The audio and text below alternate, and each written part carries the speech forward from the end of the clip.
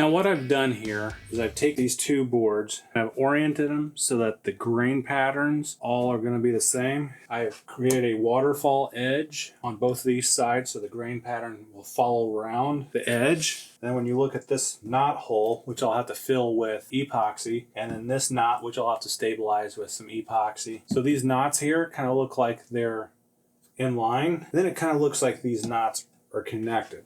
And this one just kind of dead ends. And now I'm going to cut this edge here and this edge here at a 45, as well as 45 these edges, and this gets a 45-degree cut all the way around.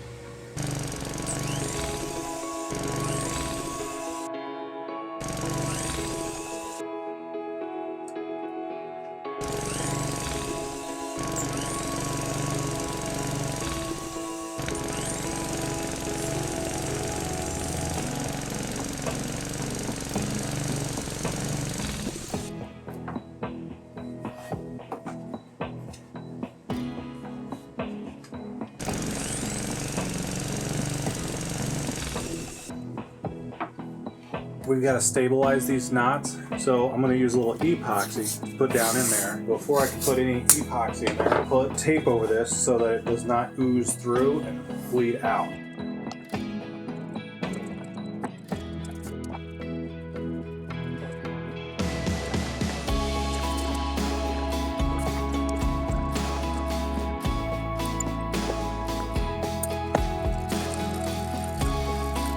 So since these are fairly small,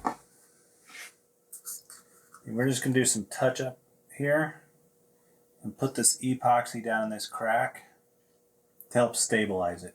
And this one over here will require a little bit more because it's a pretty big crack. We'll just work it down in here.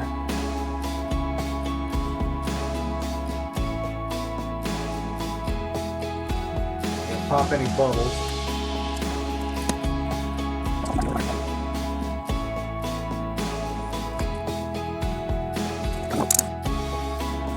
We'll let that cure up and we'll come back and fit anymore. Now for this guy, I want to color it in. And this epoxy, I can probably get some out of it. I've already cleaned up this so it's that. So I'm going to simply mix up some more right quick and I'm going to put some black tint in it. And for the tint, I'm just going to use some of this black Alumilite. Start by putting a few drops in here.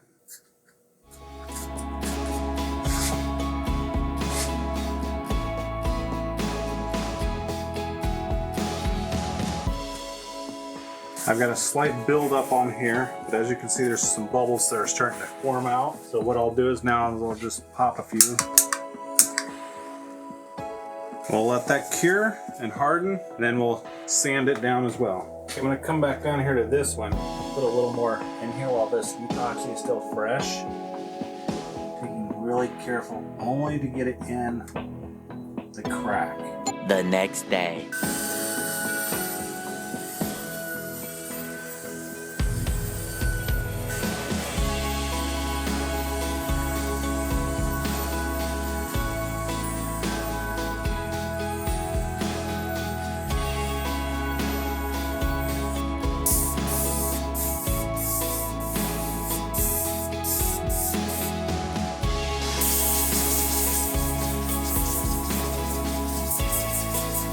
this is the epoxy where I filled in that knot. All these little pits, those are where air bubbles did not pop. I'll need to put another coat of epoxy on this to touch up some of these little pits, because this is the exposed side. Now this one over here is also the exposed side, and this will be the top. And as you can see, there's a few little dots there too. This here's the back side that'll go against the brick and stuff, or the rock.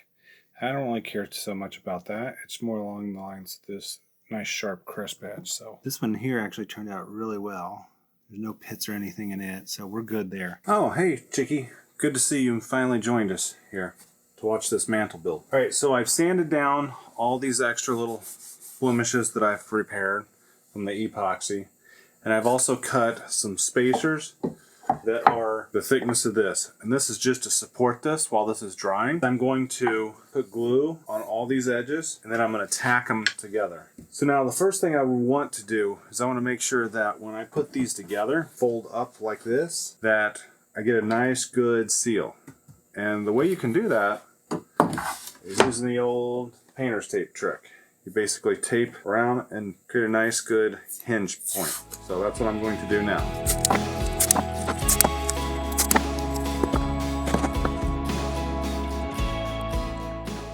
Alright, I'm going to just use some tight bond.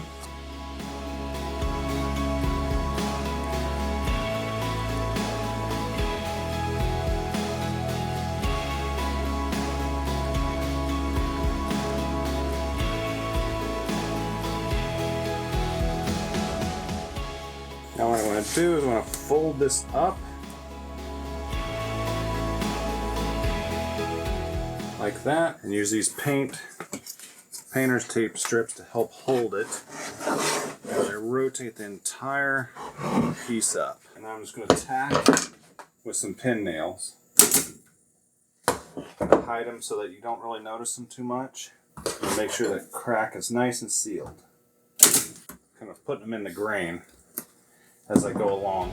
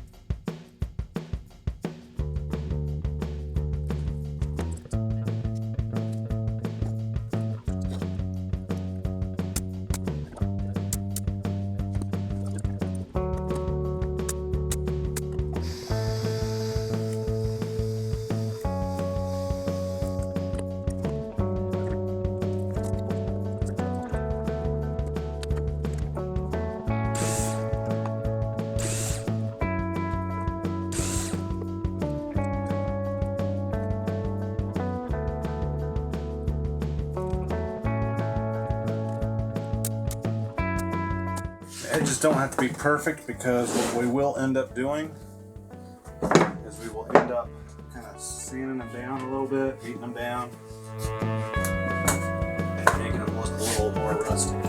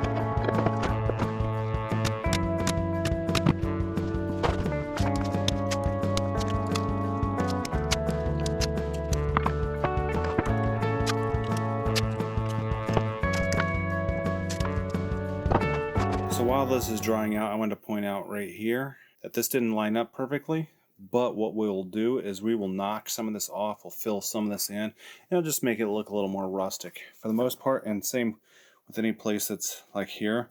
Once we do a little sanding and beating down on these edges here, we'll fill in any cracks with some glue and some oak dust, and then that will make it look more like a solid beam. And the fact that, you know, from the front view, this is like a waterfall representation over this edge. I did not do this way, I did this way. It might have made more sense to go have this waterfall come off like this and down instead of a wraparound, but I did the wraparound instead. Over here you can see the same thing, how the grain wraps around. And here's, like I said, one of those places we'll have to patch in with some oak sawdust and stuff like that. Okay, we finished sanding the whole beam, rounded over the edges here to make it look a little better. In some places you might notice that there's a little gap or whatever. It's hard to tell. Like here's one right here, the little line. More so right here. There's this gap here. We're going to take some of that sanding dust and we're going to use that to fill in those cracks. What I'm going to do is I'm just going to take some of this oak dust, since it's oak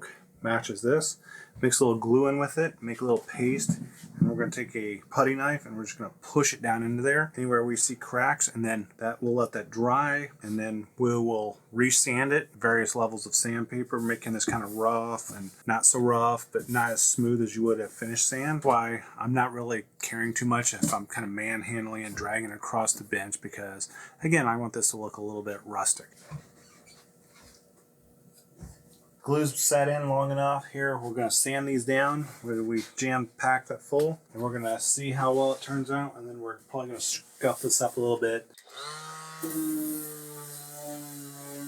By the way, this is the maiden voyage of this new sander. So far, it's working really good. So it actually is working out really good. I'll leave a link down below in the description if you want to check it out. Slide it in and then screw down from the top, and it acts as a floating mantle shelf. All the tools and supplies I used making this mantle and in this video, I will post down below in the description so you can take a look if you want. And if you're getting value out of this video, go ahead and hit that subscribe and like button. It really helps my channel out. So now the next step on this is going to be finish this mantle off here. So here's the mantle. It's got a nice finish on it. I put 3 coats of poly on all the sides except for the back. This is the bottom, this is the front face that will be facing out into the room, and this is the top. You can see here where I filled in this knot, looks pretty good. Everything here looks really nice. I'm really excited.